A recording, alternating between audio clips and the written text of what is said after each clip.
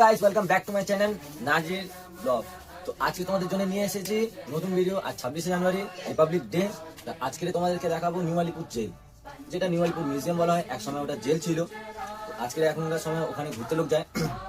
ওখানে অনেক লোক আমাদের কষ্ট করেছে এক সময়, ঠিক আছে? সেই সব স্মৃতিগুলো আজকে তোমাদের সাথে শেয়ার করবো। স্মৃতিগুলো কিছুটা ক্লিপ দেখো, ঠিক আছে? তারপর আমরা এখনকার যেটা জেনারেশনে ওই জায়গাটা মিউজিয়ামের পরে হয়েছে, এটা তোমাদের সাথেও শেয়ার করবো। আগে যেটা ছিল ওটা তোমরা অবশ্যই এখন দেখতে পাবে। চ্যানেলের সাথে আমাদের ভিডিওর সাথে জুড়ে থাকো। আর যারা নতুন আছে তারা আমাদের চ্যানেলকে সাবস্ক্রাইব করো, আমাদেরকে সাপোর্ট করো। চলো পুরো ভিডিওটা যে কোনো শাসনে তারা মাথা পেতে একটু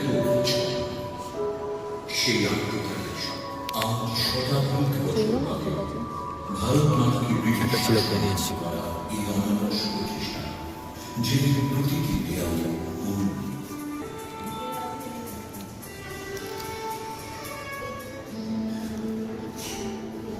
ভারতীয় স্বাধীনতা সংগ্রামের ইতিহাসে একটি উল্লেখযোগ্য স্থান গ্রহণ করে আছে।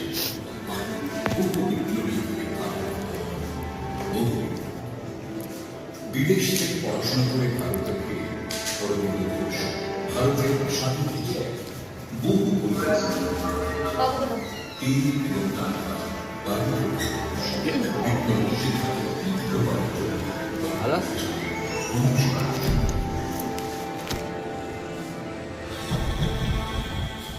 যুবকেরা এখানে শরীরচর্চা অনুশীলন করার জন্য আসে, কিন্তু আসল উদ্দেশ্য ছিল ব্রিটিশ সরকারের বিরুদ্ধে অভিযান চালানোর পরিকল্পনা বাস্তবায়ন।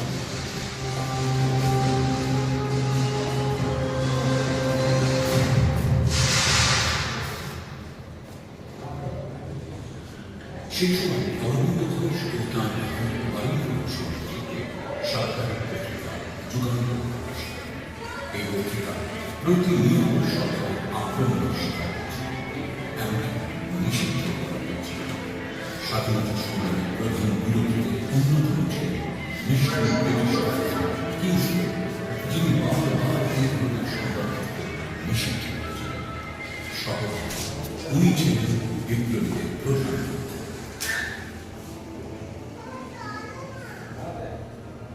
দুই বিপ্লবী ক্ষুদিরাম বোস এবং প্রফুল্ল চাকী কিংসফোর্ডকে বোমা মেরে নিয়ে যাওয়ার চেষ্টা করেছে।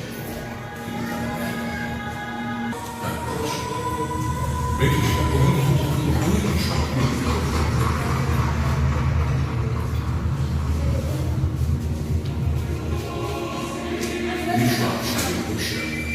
32 নম্বর মুরারপুর রোডে অভিযান চালিয়ে 14 জন সাহসী দেশবাসীকে গ্রেফতার করা।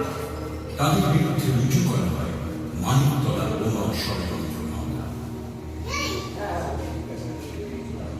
আজ আমি এখানে বসে আছি, এখানে 30 জন সাহসী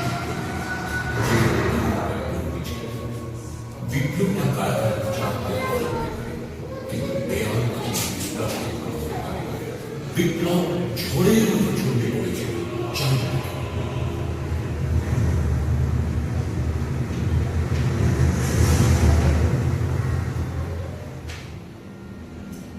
বিপ্লবীদের জেল ভাঙার পরিকল্পনা ছিল। এই উপলক্ষে কারাগারের মানচিত্র তৈরি করা হয়েছিল। 23 নম্বর ওয়ার্ডে উত্তরের প্রাচীরে একটি পাটের দোকান এবং রান্নাঘর ছিল।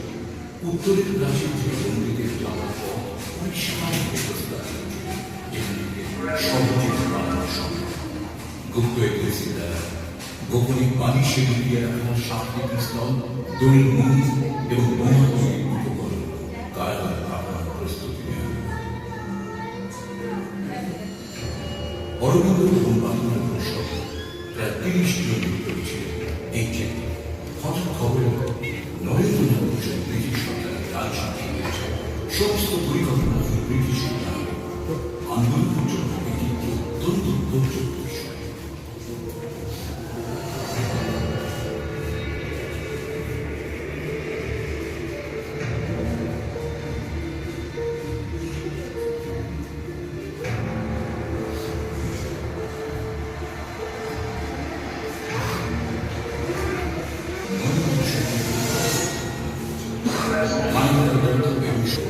পিস্তল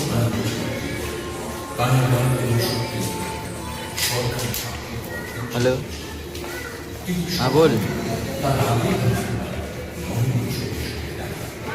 हर चीज़ 1908 नहीं, हाँ वो आया तो है, अभी तो मिला नहीं है।